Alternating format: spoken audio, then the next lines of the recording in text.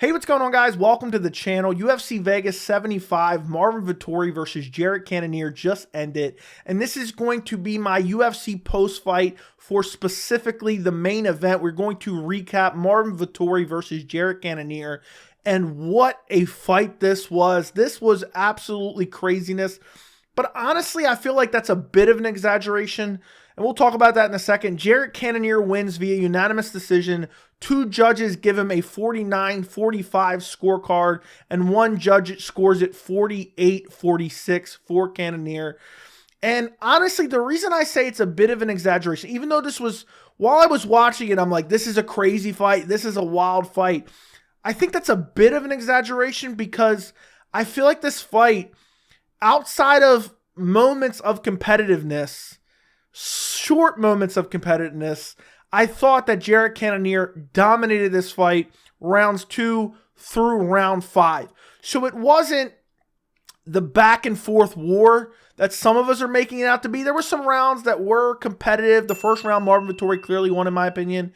But for the most part, I just felt like we were watching Marvin Vettori take brain damage after brain damage, CTE, over and over and over again. So even though after Marvin Vettori was almost finished, even though he was having some moments, it just felt like he's taking a lot of damage here. And at some points, I'm like, damn, I'm getting tired of watching Marvin Vettori get punched. But let's go through it round by round because I picked Marvin Vettori going into this fight. I thought Marvin Vettori was the more well-rounded fighter. I thought he was super durable. And I thought even though he didn't look great against Roman Dolidze, I thought that was just Marvin Vettori having an off night. And in the first round, I was feeling great about my prediction. Jared Cannonier came out southpaw, looking to chew up the lead leg of Marvin Vettori, southpaw versus southpaw, and Vettori was countering him with punch as well. Rocks Jared Cannonier, I think twice in that first round with, I think it was a left hook both times. And I literally think this one small moment may have saved Jared Cannonier. I'm not sure he would have got finished, but Vettori had him hurt badly. Started to swarm him. Jared Cannonier backs up against the fence and then calls him on with his fingers like that. And immediately, as soon as Vettori sees that, he just backs up and goes back to fighting at range. And Cannonier kind of goes back to, fighting from the orthodox position. And then he goes back to start chopping the legs, gets clipped again. He got hurt, I think, twice in that first round. But then he starts fighting just orthodox. And he lands a right hand that kind of snaps Vettori's head back in the first round. But I thought the first round, it was clearly Marvin Vettori's round. Hurt him twice. Almost, I don't want to say he almost finished him, but he got close to a finishing sequence. And Cannonier got outstruck cleanly in that first round. But then you have the second round. And I believe what started off the second round, I thought there was a massive right hand that landed. The commentary team, and they never showed that specific replay. I'm going to have to go back and rewatch the fight. There was a right hand that I thought landed when I was watching the fight live, that the commentary team said, oh, it just barely missed. And then after that, Vettori was just like a statue standing still. And Jared Cannonier, I think at one point he landed a leg kick that knocked Vettori off balance. And then Cannonier followed him to the ground, started landing big shots on the ground. He was posturing up, throwing ground and pound. Then when Vettori was finally getting up, he wasn't protecting himself. Cannonier landing big shots. Then he gets back to his feet and Cannonier's just swarming him on the feet, throwing heavy shots. Vettori just circling right into the right hand. And Cannonier is just beating the crap out of Vettori in the second round. Just following him and swarming him and landing big right hands over and over and over again. And just beating him up badly. And I honestly thought we're going to see a standing TKO in the second round. Vettori's like barely moving. He's falling all over the place. And he's backing up against the fence and not moving, eating right hands. Cannonier's like clinching up with him at moments and throwing elbows, standing elbows. And somehow Vettori survives that second round. And he comes back in the third round, and it was a competitive round. Both guys were landing shots, but I thought Cannonier just landed more damaging shots, some big right hands, even had a takedown in that third round. That's when he started mixing in the grappling. And I think there was a moment where Cannonier kind of slipped, and Vettori got his back for a second. But Cannonier got back to his feet, landed the bigger shots, outstruck him, took him down once in this round as well. And I thought the third round, while it was fun, and it seemed like Vettori kind of started to get back, and he wasn't as, hurt as badly in that third round. He had very good recovery. I thought Jared Cannonier still took that round. And then the fourth round, I thought the fourth round honestly was kind of close. I think Jared Cannonier clearly won the fourth round, but I could see maybe giving it to Vettori, because Vettori was throwing back and landing, but it kind of reminded me in a weird way of Marvin Vettori versus Paulo Costa, because Vettori was throwing back, throwing combinations, but they weren't having the same pop that Jared Cannonier was having. So Jared Cannonier was just kind of eating them and not doing nothing. He wasn't really reacting. And then he was throwing massive right hands and getting huge reactions out of Marvin Vettori and snapping Marvin Vettori's head back. And then in the fourth round, Jared Cannonier started to find the jab. And he was just jabbing his face off in the fourth round. And the fourth round, while it was competitive, I just felt like even though the shots that Marvin Vettori were landing were decent, he was landing some body kicks, he was landing some leg kicks of his own, he was landing some punches of his own, they just didn't have the same pop as Jared Cannonier. After that second round, it was like Vettori was on autopilot. And then you have the fifth round.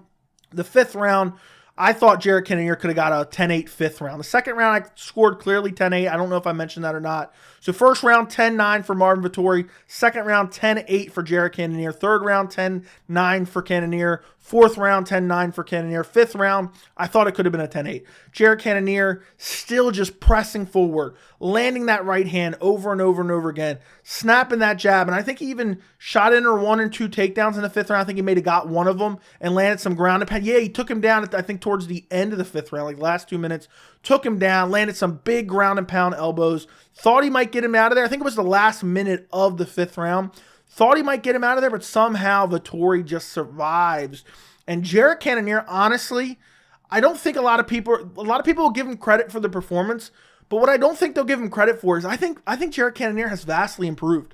I think he's improved since his last fight. Jared Cannonier, since December against Sean Strickland, he's radically changed and he's improved. And I think it could be just the game plan. He said, look, I'm going to come out here and I'm going to pressure Marvin Vettori. That's what he said. You know, he didn't say those exact words, but he was saying to Marvin Vettori after the fight, the game plan was to come out and pressure you.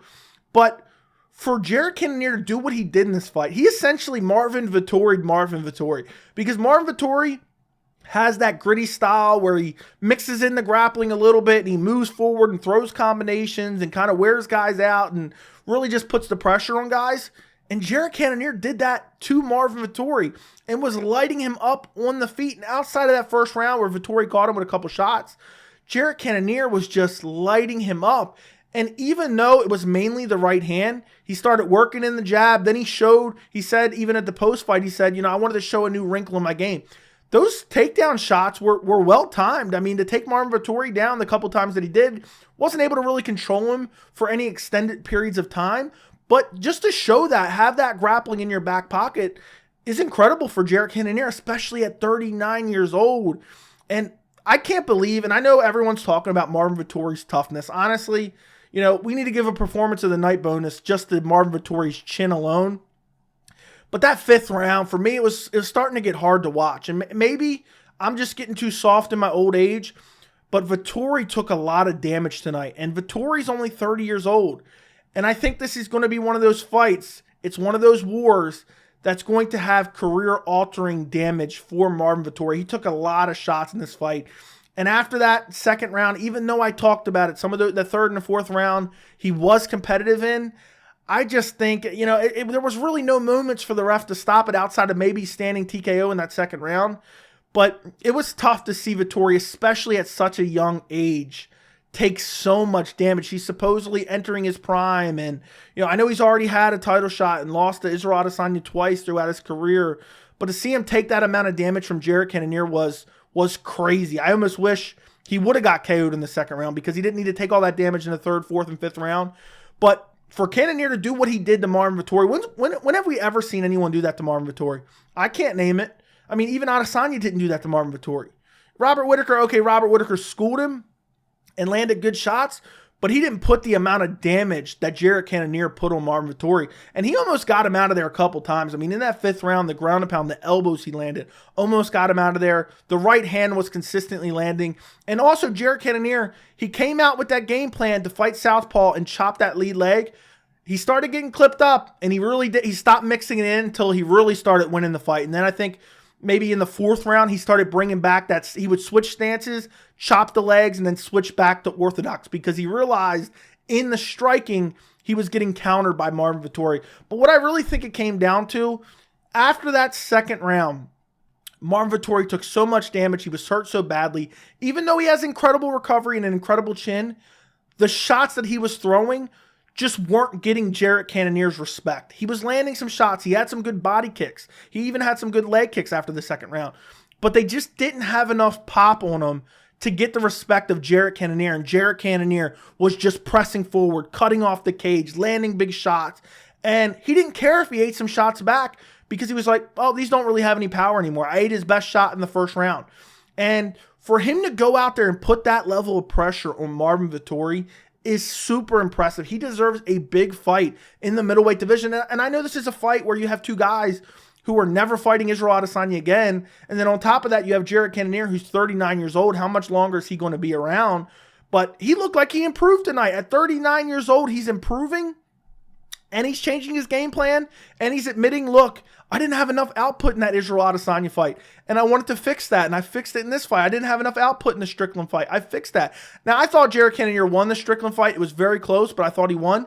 But he was kind of tentative in that fight as well. And in this fight, he fixed that issue. He went out there and was throwing nonstop volume. The pressure that he was putting on Vettori couldn't even get off because Cannonier was constantly in his face. And going into this fight, I thought the smaller cage at the apex would be good for Marvin Vettori because I thought Marvin Vettori could mix in the grappling.